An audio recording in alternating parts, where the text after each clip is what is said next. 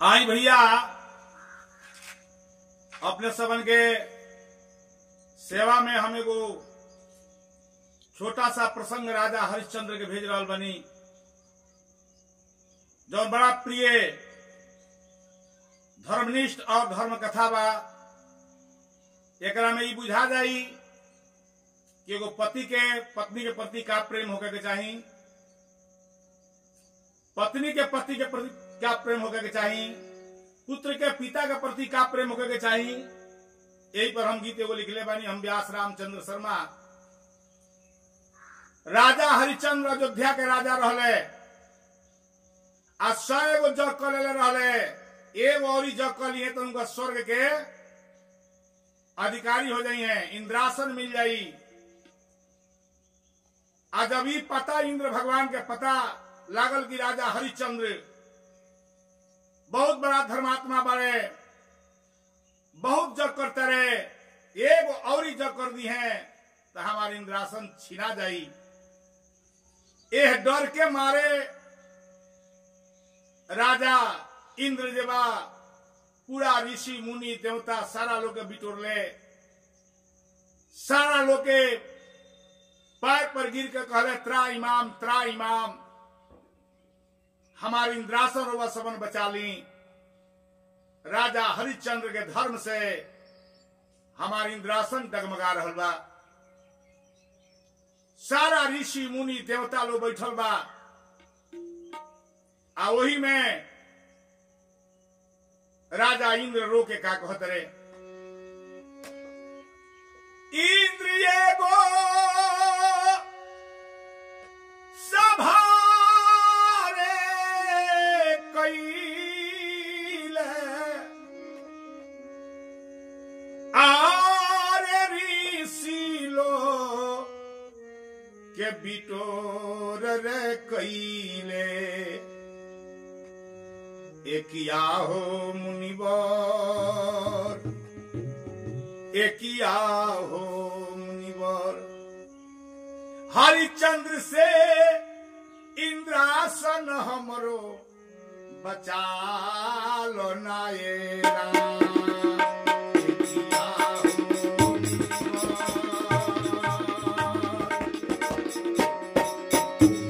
हरिश्चंद्र से इंद्रासन हमरो बचा लो नाये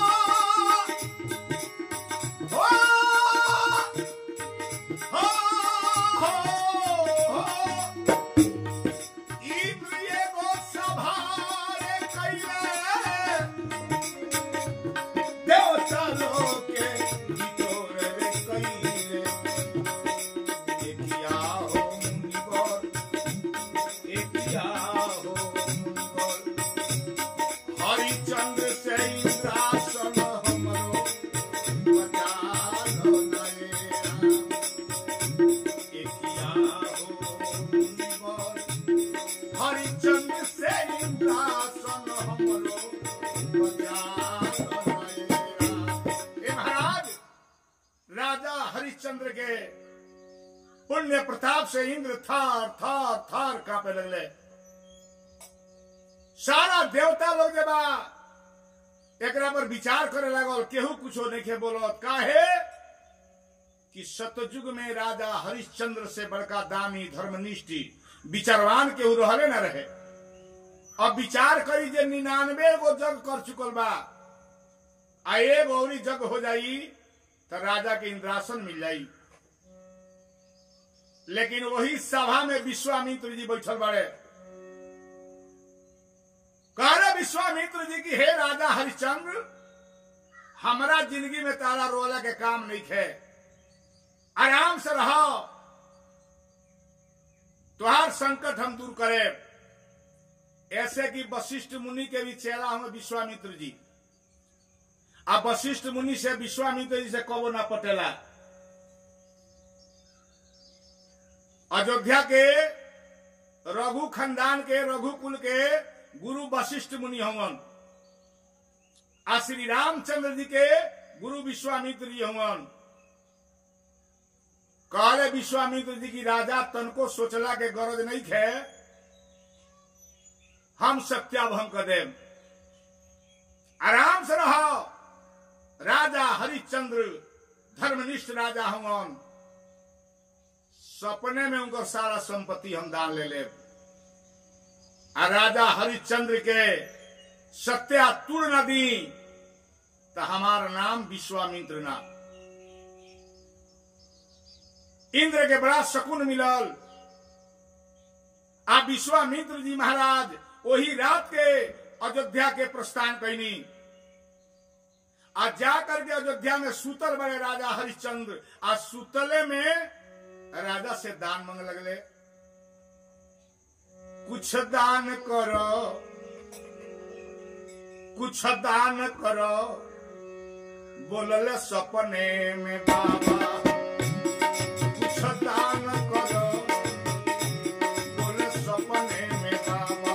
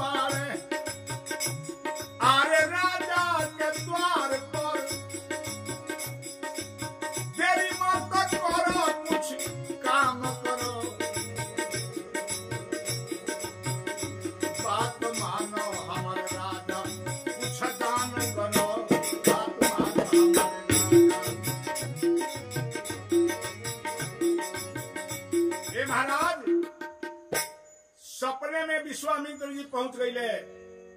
राजा सपना में देखा तारे कि इनार पर हम स्नान करतनी। आ वही जब विश्वामित्र जी पहुंचल बारे कहले कि राजा, हे अयोध्या के अधिपति राजा हरिश्चंद्र, तुहार बहुत नाम सुनले बानी, कुछ दान करो। राजा कहले महाराज इनार पर बाका स्नान कले तनी तो घरवा चलो तनी तो दान दे। कहले कि ऐसा ब्राह्मण हम ना है, देवे खबर दे जा दे दो, और नहीं खे देवे को तो ना कह दो, चल जाए, ब्राह्मण खातिर बहुत दुआर बा। राजा हरिश्चंद्र सोचले कि अच्छा बाबा तो कुछ बा ना, ये जनेव में है जो एगो झप्पू लौकता चाभी कहत ही दे दी। विश्वामित्र जी कहले कि अहो भाग, चाभी दान कर दो। तो कहले कि ले रह जा महाराज। कोई इनारे पर राजा हरिश्चंद्र जी विश्वामित्र जी के अपना राज के चाबी दान कर दे। राजेश जब चाबी दान हो गई तब विश्वामित्र जी कहले राजा दान कैला के कुछ दक्षिणा होला निकट, कुछ दक्षिणा निकट करो। कहले कि बोलो जाओ। कहले कि तुहार खुशी के बात बा, लेकिन दक्षिणा में दर्भ होके के चाहिए। कहले जाई जाओ 60 भार सोना हम दक्षिणा दे देतनी। कहले कि ओहो भाग्य बा। ओ मस्तु सपने में राजा संकल्प कैले, आज सपने में दान दे दले। सपने में विश्वामित्र जी चल रहे। विचार करिए हमारा दिन के दान लोग नहीं खे दे और हमारा सपना में दान बबू भई रहे और सपना के दान राजा कि जब आँख खुलल तो देखले कि जा हम तो सपना में कुछ दान कैले बनी लेकिन जब आँख खुलल तो का देखल है दुआरा पर बाड़े गो खारा भिखरिया हो ऋषि विश्वामित्र हमें नाम दुआरा पर बाड़े गो खारा भिखरिया हो ऋषि विश्वामित्र हमें नाम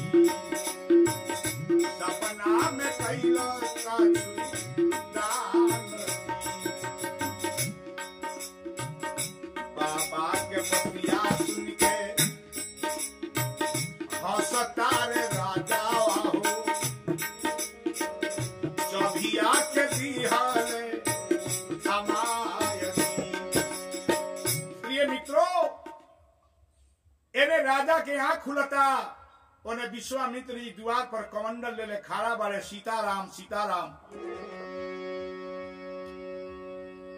कह विश्वामित्र जी की हे राजा रात सपना में कुछ दान कैले बड़ो अगर याद हो गए तो दे दो विचार करी वो युग में कितना अंतर बा कल के हम महाराज रात सपना में हम चाबी दान रूबा कैले बनी ले रहा जाओ भाई चाबी कहले कि एकरा संगे कुछ दक्षिणा भी दान बा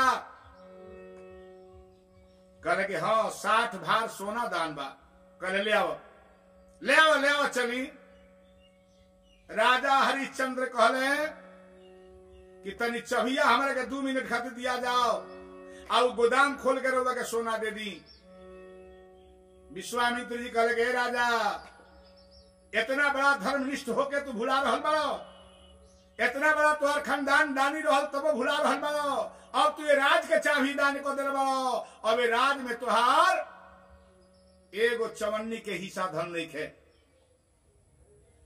जब इतना बात विश्वामित्र जी कहले हम राजा के तब बुझाइल के लिए हम तो राजदान को धनी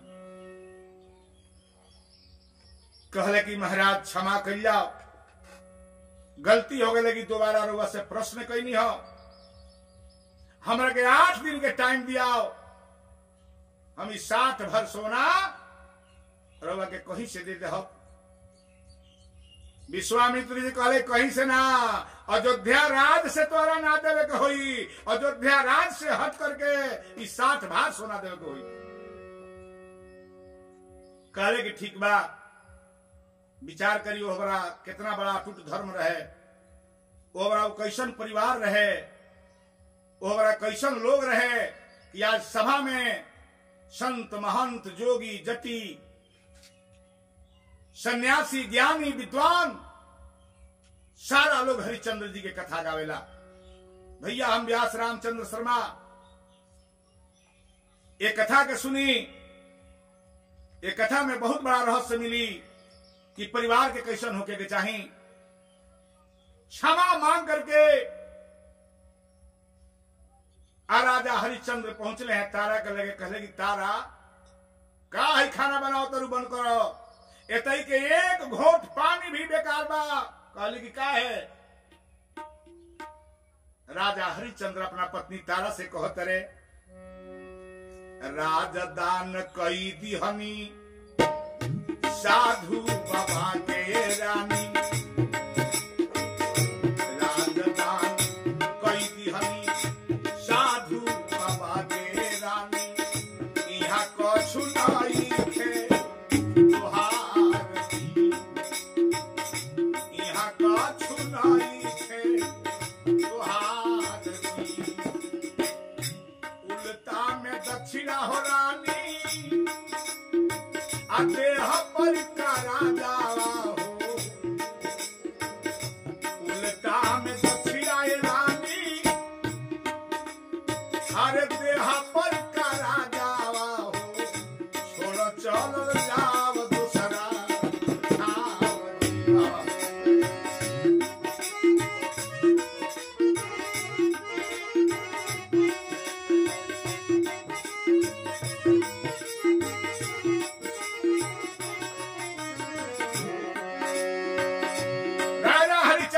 राजदान हो गई बा चाबी दे गली घर में से निकलो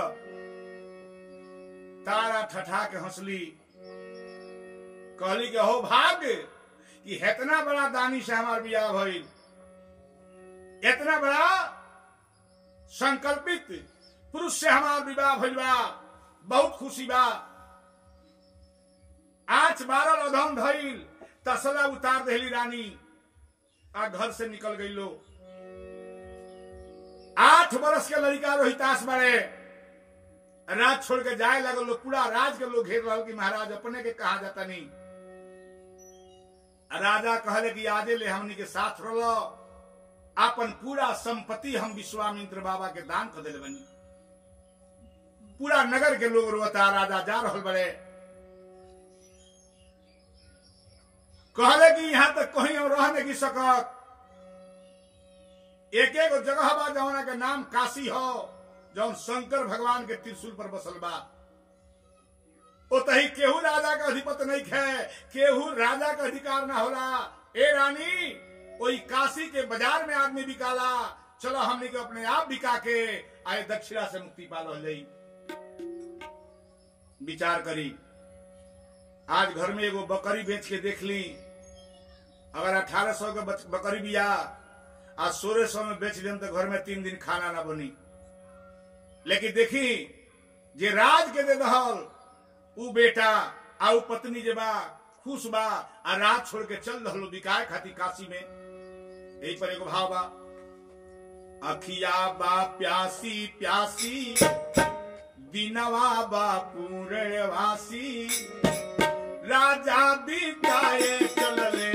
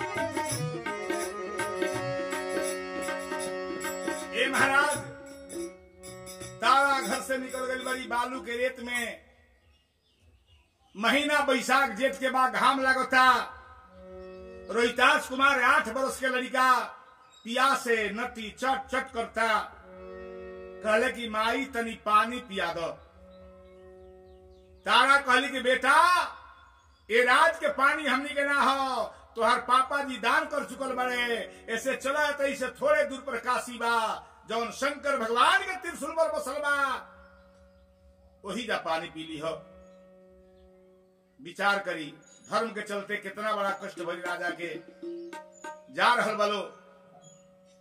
आगे जब बढ़लिया रानी जब दर्द नहीं खे बर्दाश्त हो का कहतरी, अरे वो ही बालू रे तावा में, अरे कहतारी रनिया हो, कितना दूर काशी औरी बाटे हो सजाना।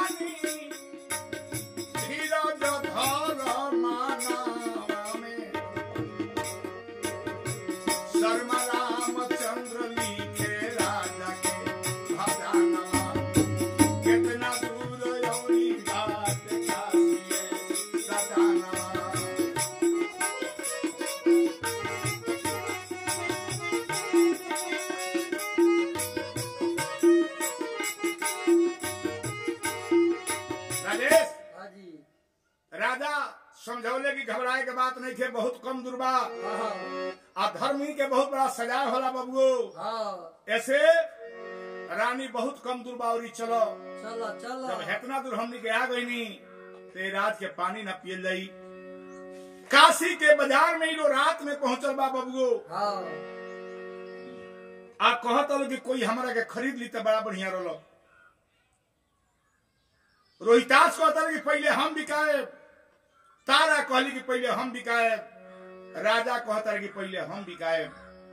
जहां लोग आपस में बतियावता लोग सुनता कहता भाई गजब परिवार के लोग बा, कैसा नहीं परिवार बा कि अपने आप के बिकाए के तैयार बा।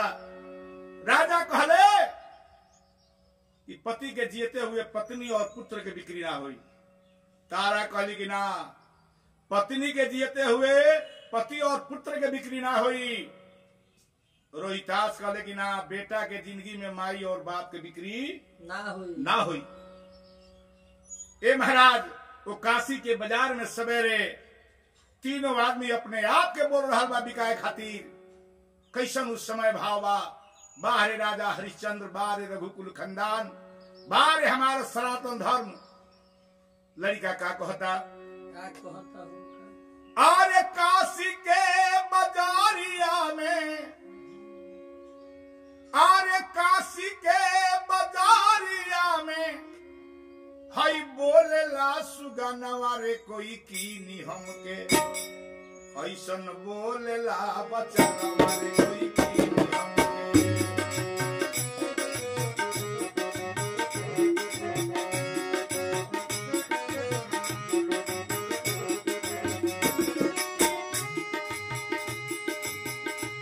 हो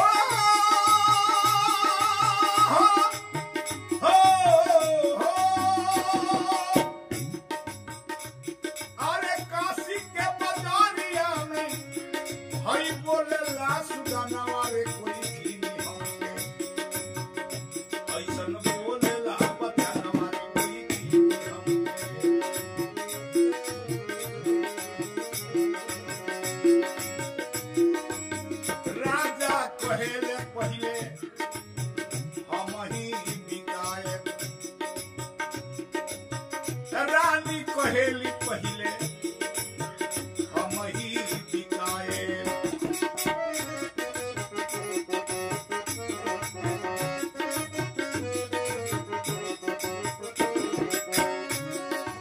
और लड़का कहेला हो रामा लड़का कहेला कोई कीनो हमार बदनवा रे कोई कीने हमके ऐसन बोलेला सुदानवा रे कोई कीने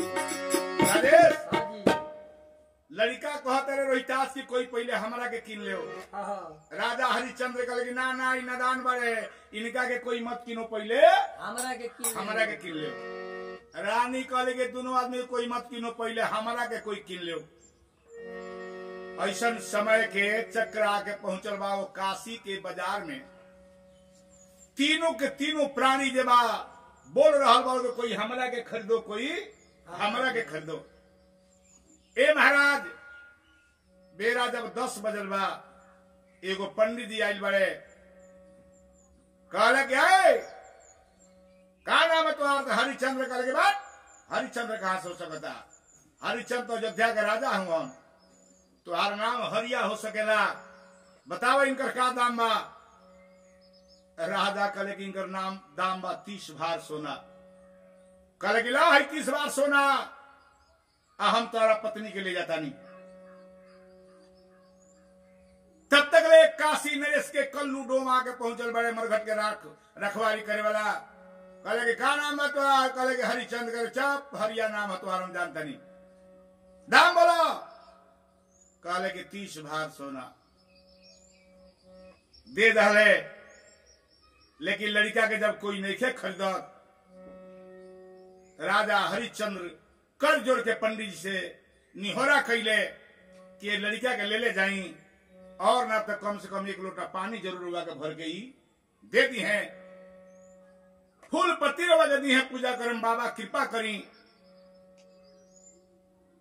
राजा रानी वो काशी के बाजार में जब बिकाता लो आ रानी के जब पंडित जी लेके जाता रहे संग संग जब रोहितास जाए लगले तीनों प्राणी गला में गला मिला करके रोए लगलो लड़िकवा कहलक रोहितास का कहलक बबू का कहलस अब के गईल काए पापा हो अरे होई कब मिलाना हो रोवे लागल रोहित कुमार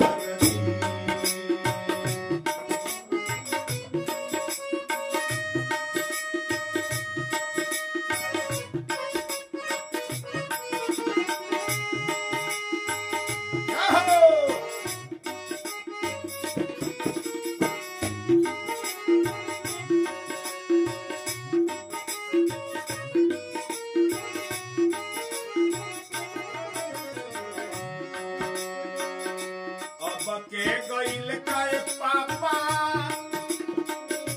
होई कब मिलाना हो रोवे लागल रोहित कुमार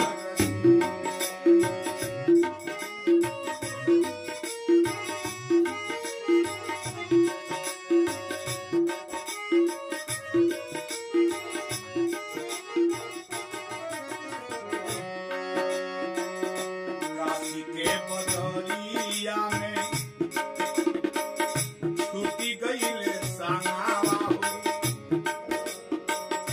काशी के बदरिया में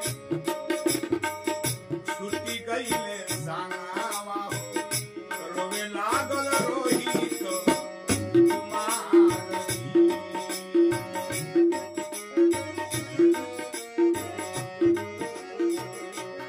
राजेश रोहितास रोए लगले कहले कि तो हमने के संगत छूटता का जाने कब मुलाकात हुई एक ओरी रानी रोतरी एक ओरी राजा रोत रहे, एक ओरी 8 बरस के लड़का रोता। ए महाराज देखी धर्म के चलते कितना संकट होला, एगो दानी के धर्म बचावे में कितना दिक्कत होला। वो पत्नी और ताकी जे पति बेच दले बीच बाजार में, आ रानी होके बिका गईली, बेटा बिका गईले, जाए लगलो। रानी रो तरी, आंख से आंसू झरझर झरझर गिरता। काशी के बजरिया में छूट गईले सनाता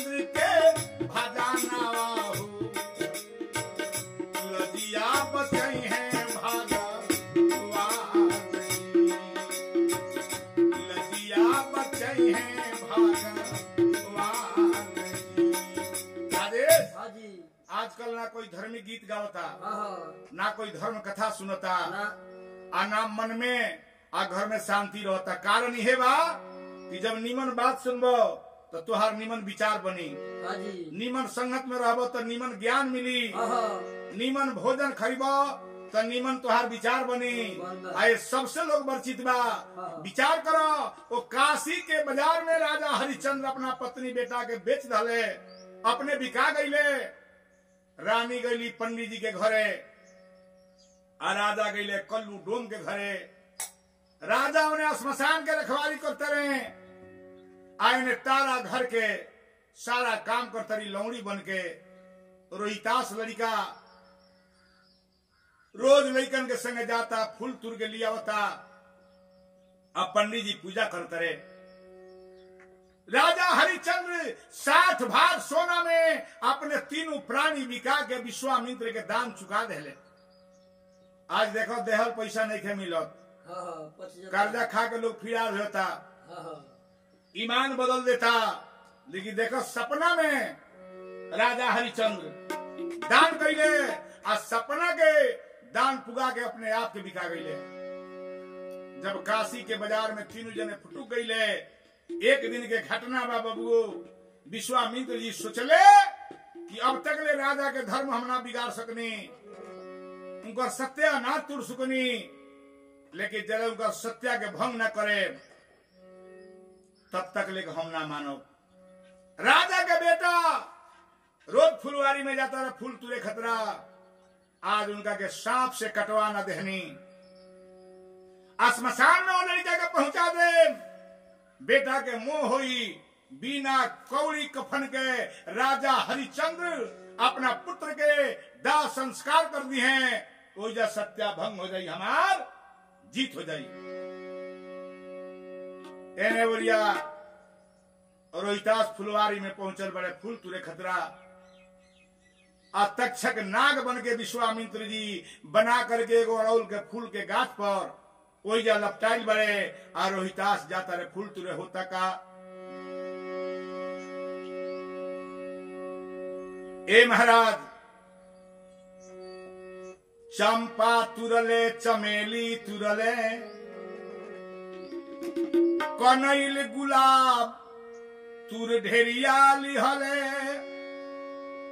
अरे अड़ौला फूलवा तुरे चलले दुलरुआ रे, तले साप डंक मार दिहले। जही जात रे वो फूल के तुरे खतरा, जहां वो बनावल सांप मायावी रहे, रोहितास के डंक मरलक। रोहितास मूर्छित होके गिर गईले आ लइकन से चिल्लाता रहे कि भैया हो, अरे हमरा के सांप काट ले बा, बुझाता कि अब हम ना जियो, हमरा माई के बोला दलनी। रोहितास वही फुलवारी में रोवत रे बबू। हाँ जी। कैसे रोत रे? कैसे? तो रोवे रोहितास बबुओ, अरे पंडित फुलवरिया में रोहितास रोत रे, बीच चढ़ता, आंख झपझपाता, आंख से आंसू बहता, कहत रे हो,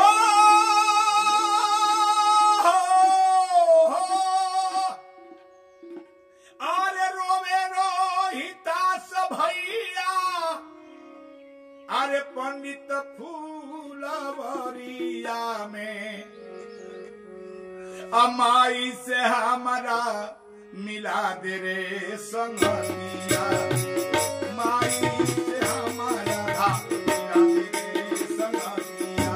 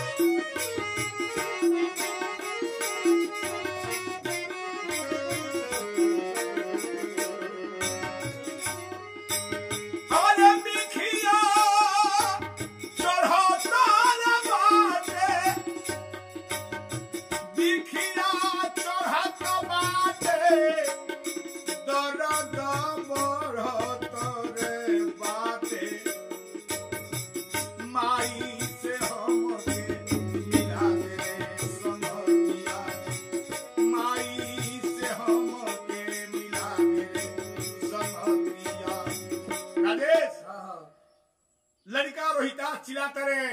आ जब कंट्रोल से फाजिल दर्द होखे लागल तो हम से और लड़का दिले सन आ जाके पंडित जी के घरे तारा माई से कहले सन, करे सकी माई, अरे रोहित भैया के सांप काट ले बा, चलो चलो चलो, कोई ठीक नहीं है, जी है कि मर गई है। तारा आटा सान के रोटी पकावे जाता रही। आज जब ये खबर सुन ले बाड़ी कि हमरा बेटा के सांप काट ले बा, रोटी पकावल छोड़ के तारा दौड़ल बड़ी ओ फुलवारी के ओरी जाता रही। गैली तो ओह बेर तक ले रोहित जिंदा रहले, जाके गोदी में उठा लेली, कलेजा में सटा लेली तारा आ कहतरी, अरे कहवा में कतला का सांप, अब बतिया बताओ साफ, आ गोदी में उठौली तारा अपनो लालाना।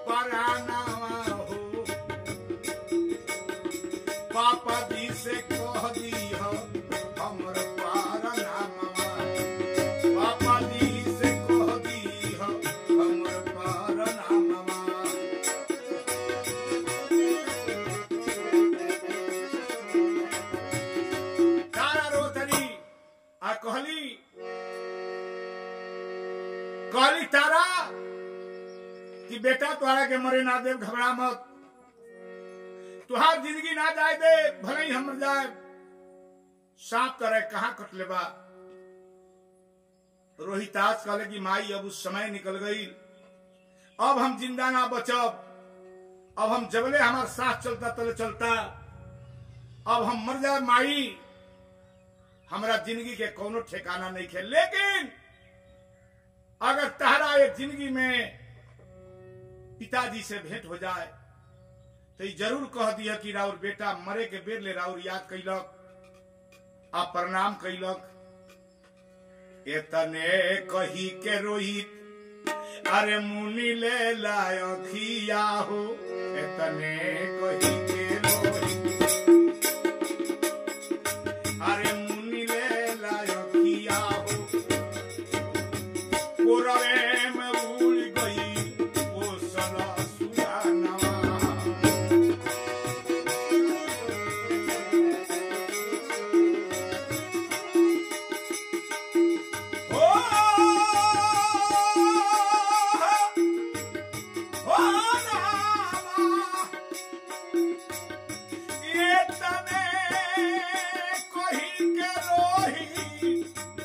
अरे मुनि लहल खया किया हो, कोरवा में उड़ गई ओ सना सुगानवा। तारा कहली बोलतनी हमरो ललानवा, तारा कहली बोलतनी हमरो ललानवा। राजेश तारा बोलते बोलते जगावतरी छतिया तरी तले रोहित के प्राण निकल गई, छूट गई।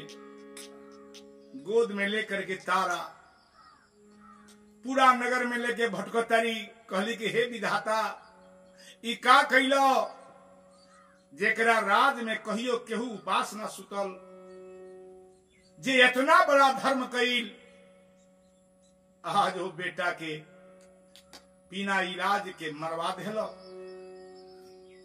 गोदी में लपेट के तारा पहुंचल बड़ी पंडित जी के घरे। पंडित जी कहले कि हटाओ हटाओ, ई कौन हमरा कुल के बालक ना हो, ले जा होने कहीं नदी में फेंक दो या कहीं गड़वा दो और नहा धोआ के ये तो हमारे घरे रहियो। देखी समय केहू के ना होला।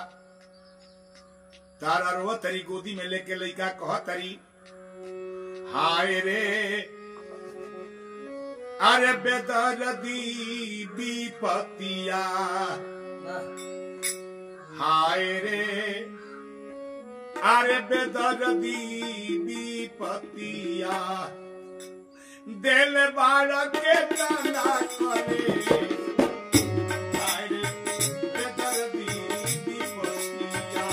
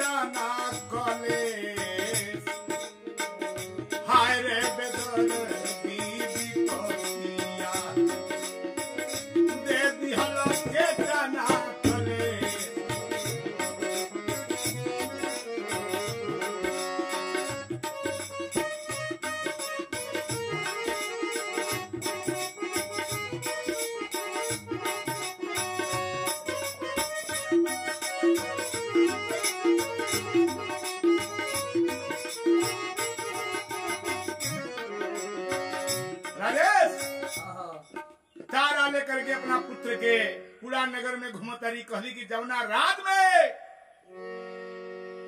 केहू उपास ना सुतल, केहू के कष्ट ना भइल, आज वो राजा के रानी के का विधाता कर रहल बड़ो।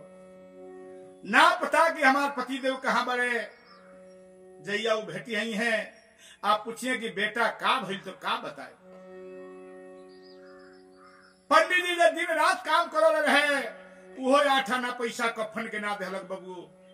जब आदमी के समय खराब हो जाला तो अपन रोवा भी बैरी हो जाला पड़ जाला। तारा नगर में घूमतरी कफन के पैसा मांगता है कि कोई कफन के थोड़ा सा पैसा दान कर दो कि हिंदू रीति रिवाज से अपना बेटा के हम दाह संस्कार कर दी। लेकिन देखा समय कितना खराब बा, केहू कुछ नहीं खेदे।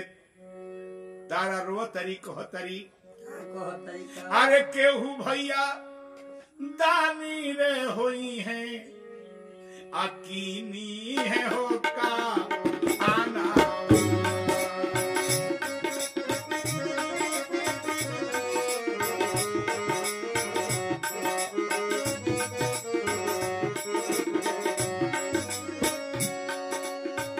रोवतारी तारा ए भैया घूमेली सगरो नगारावा।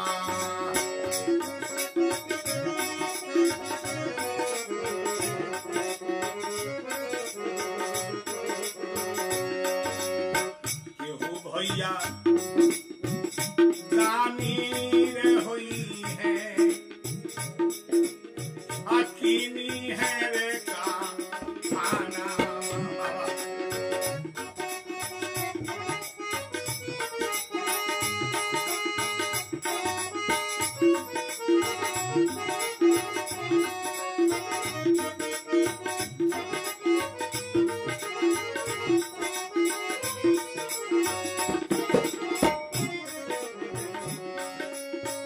रोवते रोवते हो तारा के अबूरले हो कीरिनिया। राजेश हाँ जी तारा के रोते रोते किरण डूब गई, लेकिन कोई 5 पैसा ना दे ना दे। तारा अपना आंचल में अपना बेटा 8 वर्ष के लड़का के लपेटले बाड़ी। अब पहुंचल बड़ी श्मशान घाट में जहां राजा हरिश्चंद्र वो श्मशान के रखवाली करते रहे। रात दिन बोलते रहे कि सावधान, बिना कौड़ी कफन लिए हुए यहाँ किसी लाश को नहीं जलाया जाता है। अगर बिना कर दिए हुए जो कोई यहाँ लाश जलाएगा वह दंड का अधिकारी होगा। राजेश हाँ जी समय के फेरा देखो। 11 बजे रात में तारा पहुंचल बढ़िया श्मशान में। 10-10 तीता जहां जल रहल बा। राजा हरिश्चंद्र बोल रहल बा कि खबरदार, बिना कौड़ी के कोई अपन लाश यहां नहीं जला सकत। खबरदार के आवाज जब तारा सुन ली हो, पहचान गई कि हमरा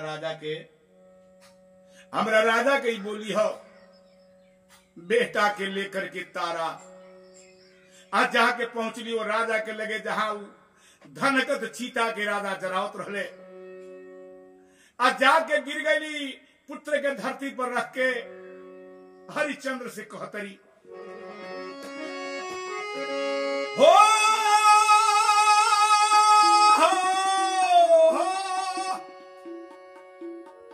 अरे चिन्ही चिन्ही चिन्ही राजा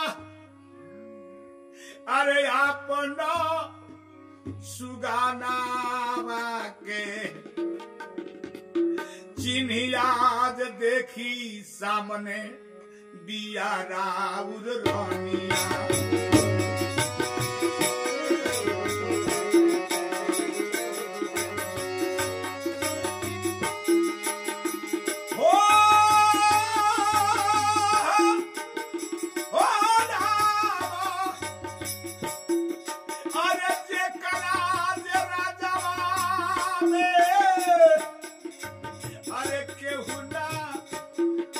उपास रहल ओकरा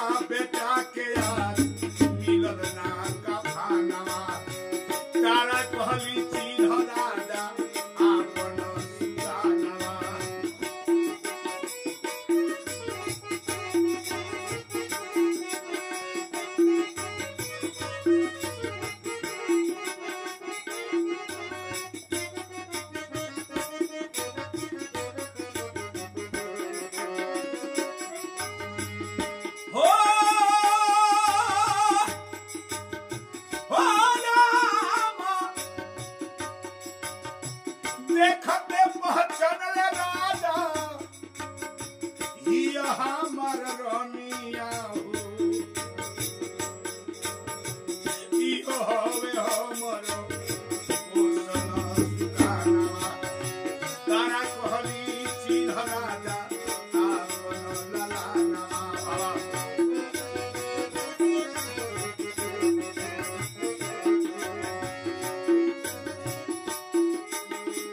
हो चिन्ह के अनजान रे भइले चिन्ह के अनजान भइले राजा गुरूर भइले हमरा ना बेटा रहे न रहनी कोनो रानिया हमरा ना बेटा रहे न रहनी कोनो रानिया राजेश हाँ जी राजा कहले तू झूठ बोल रही है मैं ना कोई राजा हूं ना मुझे कोई पुत्र हुआ था और ना कोई मेरा पत्नी है तारा कहली कि जब सारा लोग अपन मुंह फेर रहल तो रउआ फेरनी तो का भई पिता कुपिता हो सकेला लेकिन माता कुमाता ना हुई है ठीक बा एकर भी जरूरत नहीं थे महाराज हमरा बेटा की जला दी कहले कि देखो अपना बेटा के जलावे के चाहता रू तो यहाँ 1.25 रुपया कौड़ी आना तो 1.25 गज कफन चाहिए तारा रोवे लगली कहले कि आज दिन भर मंगले बनी नगर में लेकिन केहू ऐसा दानी नहीं के जे हमारा बेटा के कफन कीन के दे दे अगर कोई दूसर उपाय होखे तो बताओ जाओ राजा हरिश्चंद्र कहले कि अरे तारा औरत के 3.5 हाथ आंचल जे बाबू शुद्ध होला देखा हमार शास्त्र कहता वेद कहता राजेश हाँ जी कि औरत के 3.5 हाथ आंचल शुद्ध होला कहले कि चाहता अपना आंचल फाड़ के अपना बेटा के कफन बना के दे सके तरु लाश जरा दे तारा कहली आंचल का अगर पूरा शरीर के हमरा चिथड़ा हो गईला से हमरा बेटा के दाह संस्कार हो जाए तो ओकरा खातिर हम तैयार बन तारा आंचल उठा के बेटा के लाश जरावे खातिर जब चलत रही आंचल फाड़े तक का होता अरे काम में लगली धरती ऊपर अरे डोल लया समानावा हो अरे तुरंत पहुंच गईले विष्णु भगवानवा तुरंत पहुंच गईले विष्णु भगवानवा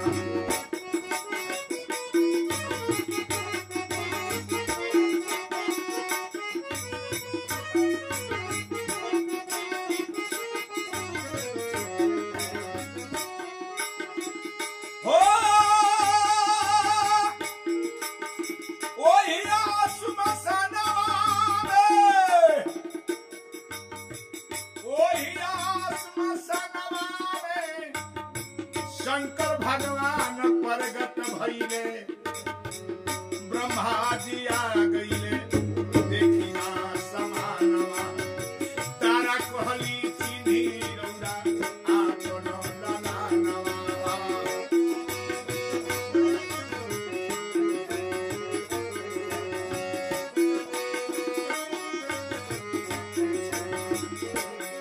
राजेश हाँ जी भगवान विष्णु शंकर भगवान और सारा लोग देवताओं तो आगे पहुंचल बा हाँ हाँ आप पहुंच करके भगवान के सामने राजा और रानी के दर्शन होता भगवान विष्णु हाथ पकड़ ले करे कि हे तारा अगर कोई पतिव्रता के आंचल तो फाट जाए तो फिर दोबारा सृष्टि करे के परी धरती चिथड़ा उड़ जाई है बताओ अब आंचल के कितना बड़ा महत्व है बबुओ धर्म के कितना बड़ा महत्व बा शंकर भगवान कहे कि मांगो तारा तोहरा का चाहिए ब्रह्मा जी कहले कि का चाहिए तुरंत जब आवते कल्लू डोम पहुंच गए बड़े धर्मराज के रूप में रहले। पंडित जी पहुंचले, सारा लोग के उधार भइल। तहरा कहली कि महाराज अब हमरा का चाहिए, जब रउवालनी के दर्शन हो गए। हरिश्चंद्र महाराज कहले कि महाराज हमरा भी कुछो ना चाहिए। भगवान विष्णु कहले कि ना, ई सारा काम भइल बा तोरा इंद्र के इंद्रासन बचावे खतरा। हे राजा तू जा इंद्र पर राज करो। राजा हरिश्चंद्र कहले कि हमरा का होई, वो इंद्रासन का होई, वो सुख का होई जहां भगवान के भक्ति भुला जाए। तुरंत जबा विष्णु भगवान तुरंत जबा रोहितास के जगह देले, रोहितास जिंदा भइले। सारा देवता लोग जबा दर्शन देहल, राजा से कहत लो मांगो राजा और का चाही। कहले कि हमरा कुछ न चाही। का कहले, आनंद वही के बात प्रभु हो, आनंद वही के बात प्रभु दई है बाल दाना माहो, हर जन्म में हो खेरा उदारसाना, हर जन्म में हो खेरा उदारसाना। तारा कहली अरे चिन्ह तो निया बोलो जलाना।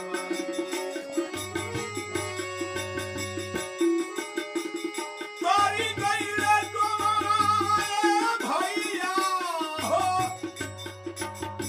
तोरी गईले डोमावा हो, अरे तर गईल डोमिनिया हो। पंडित पंडिताइन करले अरे राजा के समानवा।